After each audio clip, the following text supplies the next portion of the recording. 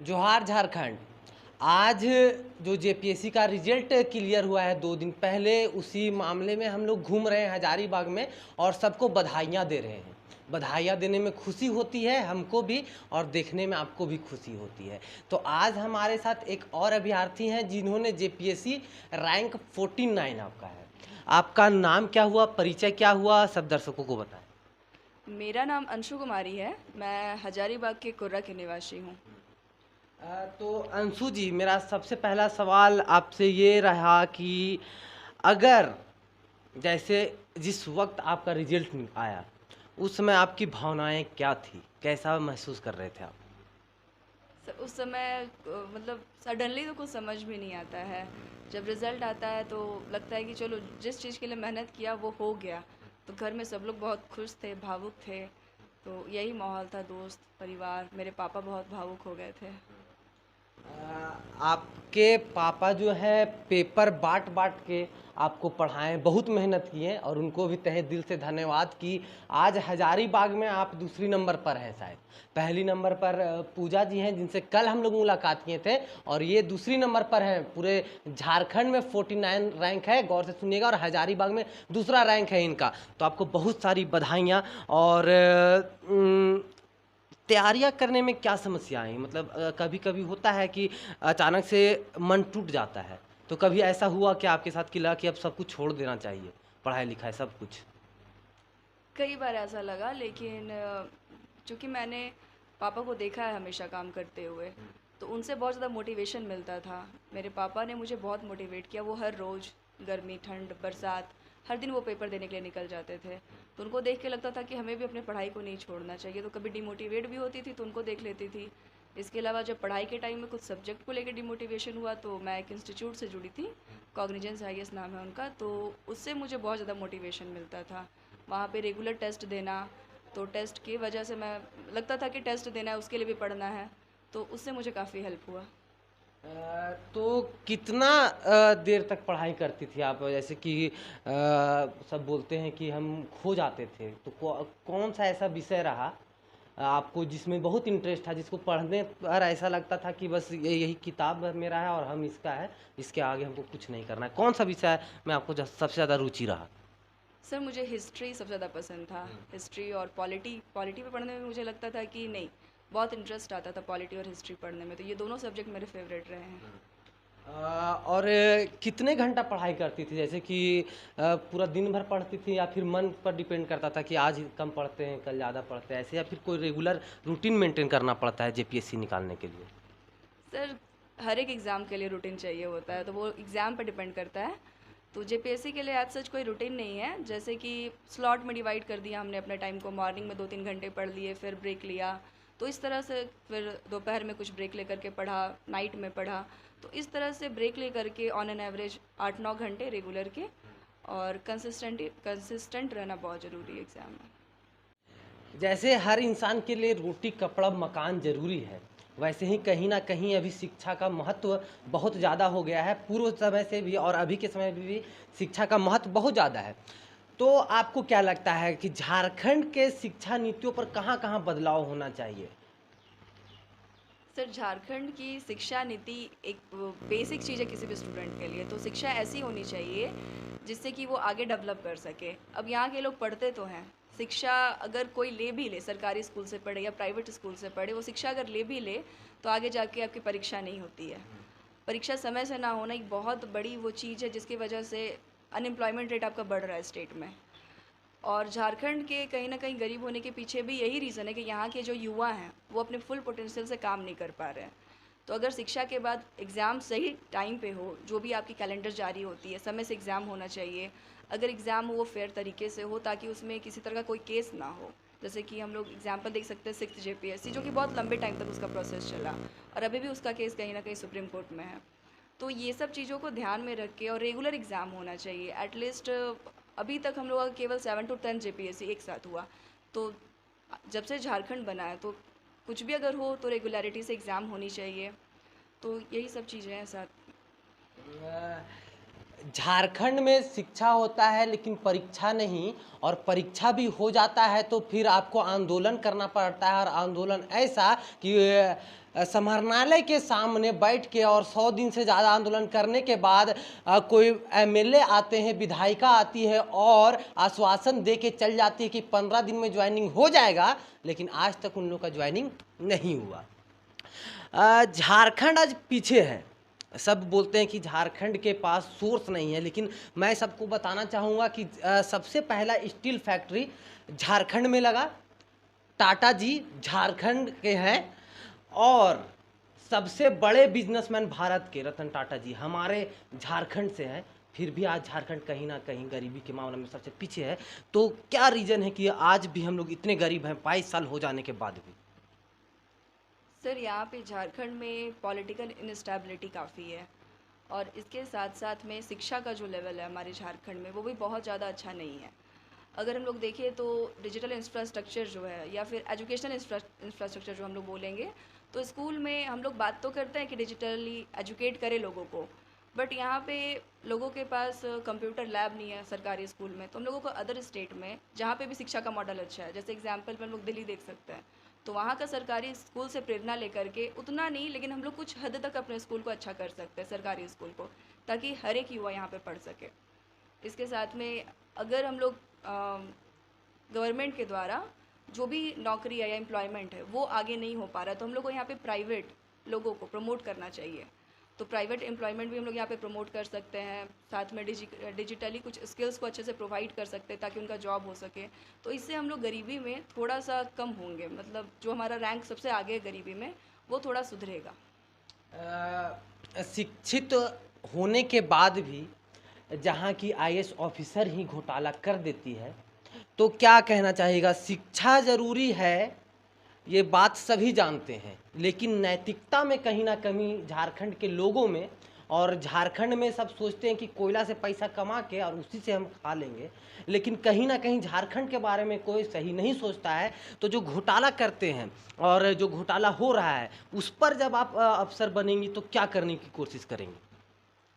Sir मैं इतना ही कोशिश करूँगी, कोई भी डिपार्टमेंट हो, कोई भी सिस्टम हो, प्रोज एंड कॉन्स हमें देखने को मिलते हैं, लेकिन मैं अपने डिपार्टमेंट में जहाँ भी काम करूँगी, जिस भी संस्था में मैं काम करूँगी, मैं कोशिश करूँगी वो संस्था पूरी तरीके से फेयर तरीके से काम करे।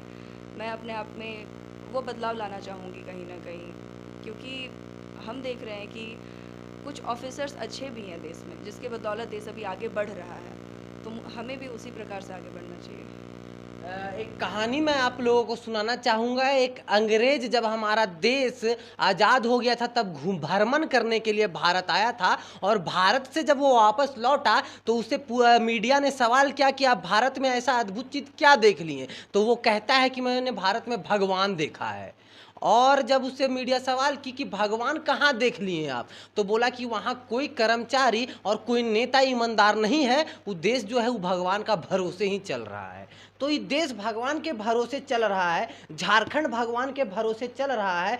तो कहीं ना कहीं झारखंड में शिक्षा नीति को बदलने की ज़रूरत है, और शिक्षा सही ढंग से देने की ज़रूरत है। आज आप हजारीबाग में रह रही हैं, हजारीबाग में एक हब है मटवारी में, जहाँ ट्यूशन का हब है, वहाँ सब कोचिंग करते हैं। तो क्या लगता है कि जितना महंगा क्लासेस होती है वो गरीब बच्चे कर पाएंगे?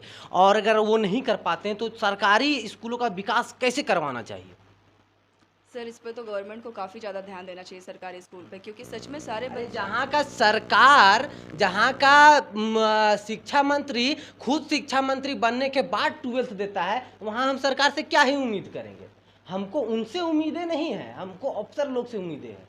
आज आप अफसर बनिएगा तो होता क्या है कि सरकार ऊपर से इम्प्लीमेंट कर देती है, ऊपर ऊपर ही सिर्फ होता है, आज धरातल पर नहीं पहुंच पाता है। तो कहीं ना कहीं अफसर लोगों का ज़रूरत है, ईमानदार अफसर का ज़रूरत है। तो इसको किस प्रकार से ठीक किया जा सकता है? सर इसके लिए एक इच्छा शक्ति किसी भी ऑफिसर में होनी ज़रूरी है। तो धीरे धीरे देश आगे बढ़ रहा है, हम सब जान रहे हैं, स्कूल शिक्षा का स्तर भी सुधर रहा है और उसको आगे सुधारना भी है। तो अगर चाहे कोई भी ब्यूरोक्रेट चाहे तो उसको अच्छे से इम्प्लीमेंट कर सकता है। उसके लिए मैं भी कोशिश करूँगी, मैं जहाँ भी रहूँ उसको अच्छे से इम्प्लीमेंट करूँ। तो कहीं ना कहीं सबसे ज़रूरी आज हमारे देश में, हमारे शहर में, हमारे गांव में, हमारे कस्बे में ज़रूरी है शिक्षा। तो शिक्षा बहुत ज़रूरी है और शिक्षा देना चाहिए। और शिक्षा प्रदान करने के लिए अगर आपको मूल्य भी चुकाना पड़ता है तो आज द्वापर युग से ही हम मूल्य देते आए हुए हैं शिक्षा का। कभी एकलव अपना अंगूठा काट के देता है तो कभी कर्ण को श्राप मिल जाता है। उसी प्रकार आपको शिक्षा के लिए मूल्य चुकाना पड़ता है, वरना शिक्षा व्यर्थ है। तो क्या लगता है उस समय जो मूल्य चुका रहे थे उससे ज़्यादा खराब तो अभी हम लोग मूल्य चुका रहे हैं कि पैसा दे भी रहे हैं और शिक्षा उस ढंग से प्राप्त नहीं हो पा रही है। तो शिक्षा जो है सबसे मेन टॉपिक रहता है मेरा हमेशा। तो इस शिक्षा को कैसे सही किया जाए, किस तरीके से शिक्षकों को तो सुधारने से रहे हम लोग, शिक्षक तो सुधारने वाले नहीं है, लेकिन छात्रों को क्या आप एडवाइस देना चाहेंगे? क्योंकि अब आप रैंक होल्डर हो गए हैं तो आपकी एडवाइस वो सुनेंगे और कहीं ना कहीं हमारा वीडियो देख के अगर एक आदमी भी अगर मेहनत करना शुरू कर देगा तो हमारा वीडियो बनाना सफल हो जाएगा। तो आप क्या उन लोगों को क्या संदेश देना चाहेंगे? सर शिक्षा में अगर हम लोग देखेंगे तो फ़ी काफ़ी ज़्यादा है प्राइवेट स्कूल का, तो गवर्नमेंट इसको रेगुलेट करेगी अगर अच्छे तरीके से तो सारे बच्चे अच्छे से शिक्षित हो सकते हैं। और अगर बच्चों को संदेश देना रहे शिक्षा के लिए तो वो अभी आपके पास बहुत सारे मीडियम है शिक्षा के, डिजिटली आप पढ़ सकते हैं। तो मैं बच्चों को बस इतना कहूँगी अगर आपके पास मेहनत करने की शक्ति है तो आपके पास रास्ते मिल जाते हैं। अगर मैं एग्ज़ाम्पल देना चाहूँगी खान सर का जो पटना में है, वो बहुत कम मूल्य पे बच्चों को पढ़ाते हैं। तो उस तरह के शिक्षक अगर मिल जाए तो कोई भी बच्चा आसानी से पढ़ सकता है। और बच्चे की इच्छा शक्ति देखकर भी कुछ टीचर्स उसकी मदद करते हैं, तो ये प्रमोट होना चाहिए। तो बिहार का सोनू शिक्षा के चलते फेमस हो जाता है। नीतीश जी हमको हिम्मत दीजिए, हम पढ़ना चाहते हैं, आईएएस बनना चाहते हैं। और झारखंड की आईएएस आप जान रहे होंगे, पूजा सिंघल जी को घोटाला करते हुए झारखंड में पकड़ा जाती है।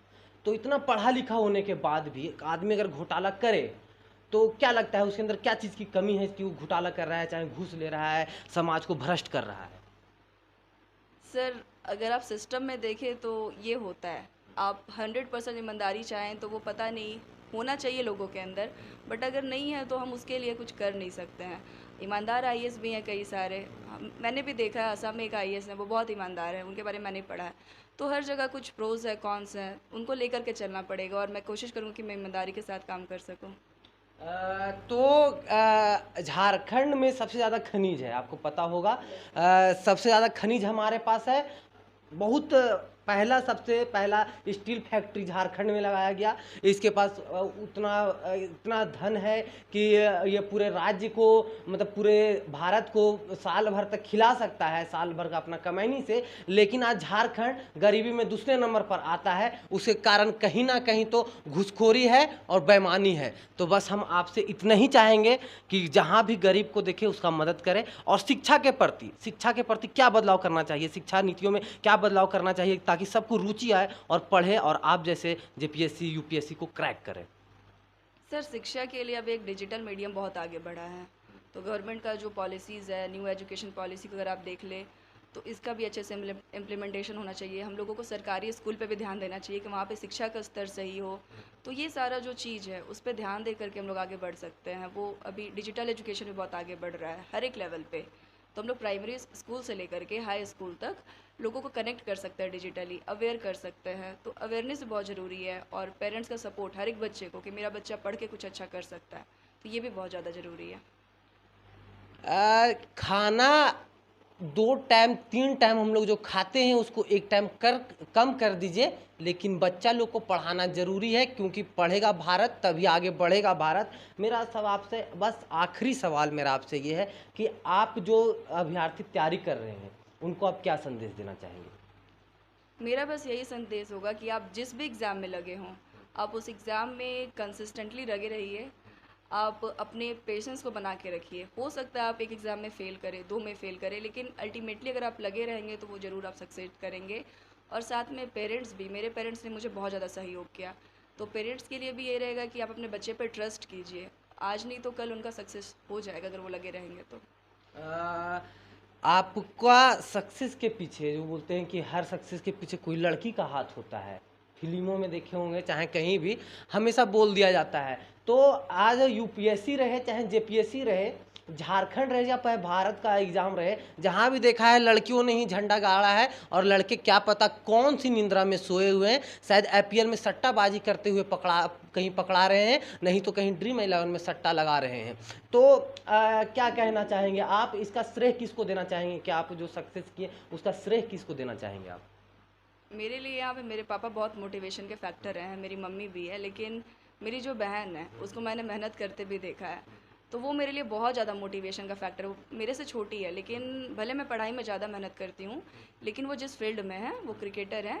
तो मैंने उसे देखा है कि सुबह 6 बजे से दोपहर के 1 बजे तक धूप में आराम से वो प्रैक्टिस करती हैं, तो उसको देख के मुझे बहुत मोटिवेशन मिलता है। झारखंड में सरकार बनने से पहले हेमंत दा ने हम लोगों से वादा किया था कि 5 लाख नौकरियां हम देंगे, लेकिन 5 लाख में कितना को नौकरी मिला है ये आप भी जान रहे हैं, हम भी जान रहे हैं। और जहां के सीएम ही कहते हैं कि गाय पालो, मछली पालो, अंडा पालो, और ये सब करने के लिए, कहा कि उससे भी इनकम, सोर्स ऑफ इनकम होता है, तो कहीं ना कहीं एग्ज़ाम तो होती है लेकिन उसके बाद उसको रद्द कर दिया जाता है। वैसे ही आप कितने साल से इसका तैयारी कर रहे थे? सर, सबसे बड़ी बात, मुझे भी ये डर था कि जेपीएससी एग्ज़ाम कब होगा, तो इसके लिए मैंने जेपीएससी की तैयारी नहीं की, मैंने यूपीएससी की तैयारी शुरू की। यूपीएससी का मेंस मैंने पहले प्रिपेयर किया, और जेपीएससी का जिस तरह से व्यू था, 6th जेपीएससी में इतना टाइम लगा, तो ये जो 7th जेपीएससी ये भी काफ़ी टाइम के बाद आई, और 7 to 10th और वैकेंसीज जितनी थी वो अप्रोप्रिएट नहीं थी इतने लंबे समय के लिए। साथ साथ में जितने भी युवा हैं, जो मैंने खुद जेएसएससी का फॉर्म भरा था जॉब सिक्योरिटी के लिए, 2019 में फॉर्म भरा, फिर मैंने दोबारा फॉर्म भरा, बट वो उन दोनों का एग्ज़ाम भी नहीं हुआ और अभी हमें डेट भी नहीं पता उसका एग्ज़ाम कब होगा। तो सारे युवा 2 साल से, 3 साल से, 5 साल से, कुछ लोग 8-10 साल से लगे हुए हैं। तो बस उनका यही आशा है कि एग्ज़ाम टाइम टू टाइम हो, और कुछ हो ना हो, एग्ज़ाम टाइम टू टाइम हो, फेयर तरीके से हो। तो इतना तो हम लोग को अपने सरकार पे भरोसा कर सकते हैं कि एग्ज़ाम कंडक्ट हो सही तरीके से। तो झारखंड सरकार से और भारत के यशस्वी प्रधानमंत्री जी से मेरा हाथ जोड़ के बस यही निवेदन है कि पढ़ लेंगे हम लोग, लेकिन आप परीक्षा ले लीजिएगा, और परीक्षा लेने के बाद नौकरी देना बहुत ज़रूरी है, क्योंकि अभी जो जा रहे हैं ईमानदारी से जाते हैं, 5 साल तक पूरा ईमानदार रहते हैं इन लोग, और ईमानदारी 5 साल में झारखंड तरक्की कर जाएगा। लेकिन अगर आप इनका पैसा ज़्यादा वेस्ट करवाइएगा ट्यूशन पढ़ने में, बुक में, पेंसिल में, तो फिर ये लोग भी घूसखोरी करके उसको निकालेंगे। तो कहीं ना कहीं आपको सटीक समय पर एग्ज़ाम लेना पड़ेगा और उनको नौकरियां देनी पड़ेगी, नहीं तो ये मेहनत कर करके भ्रष्ट हो जाएंगे। अभी जो है आपका भावना कैसा है, मतलब क्या फीलिंग हो रही है जब रिजल्ट आई उसके बाद? रिजल्ट आने के बाद सबसे पहले तो मैं भावुक हो गया। उसके बाद कुछ देर के बाद फिर मैं अपने सब परिवार के साथ एक दूसरे को बधाई दी। इसके बाद फिर मैं बाहर गया, फिर सब अपने मैंने रिश्तेदारों को फ़ोन किया, ऐसा ऐसा बात है, पूजा का मैंने अंशु कुमारी का हो गया है और इस पद पर हुआ है, जो भी पद ली है, सबको बताया। सबने मुझे फिर बधाई देने के लिए, और यहाँ इतना फिर बम पड़ाका आया तो चलने लगा आतिशबाजी जी, और क्या। तो क्या लगता है कि आप इतना मेहनत करके पेपर बांट के बच्चों को पढ़ाएं, और जब वो सक्सेस कर जाते हैं इतना मेहनत जो आप कर रहे थे, आज उसका परिणाम आपको मिल गया होगा, तो इसका परिणाम कैसा रहा? पूरा मीठा लग रहा है कि अभी भी थोड़ा कुछ कहीं कमी है? नहीं, कोई कमी नहीं है। परिणाम तो परिणाम होता है, और रैंक भी अच्छा है, इसलिए मीठा ही परिणाम है। तो अभी जो हमारे साथ थी अंशु कुमारी जी, उनके पिताश्री हैं, और जो पेपर बांट के बच्चों को पढ़ाए हैं, और कहीं ना कहीं जेपीएससी निकलवाने में सबसे मेन हाथ इनका ही रहा है, क्योंकि पिता मेहनत करता है तभी पुत्र और पुत्रियां पढ़ती है। लेकिन कहीं ना कहीं मैं बस आपको इस वीडियो के माध्यम से एक ही संदेश देना चाहूँगा कि पैसा रहने से ज्ञान नहीं प्राप्त होता है, ज्ञान प्राप्त करने के लिए मेहनत करना पड़ता है। सही है कि गलत? यस, बहुत अच्छा। जय हिंद।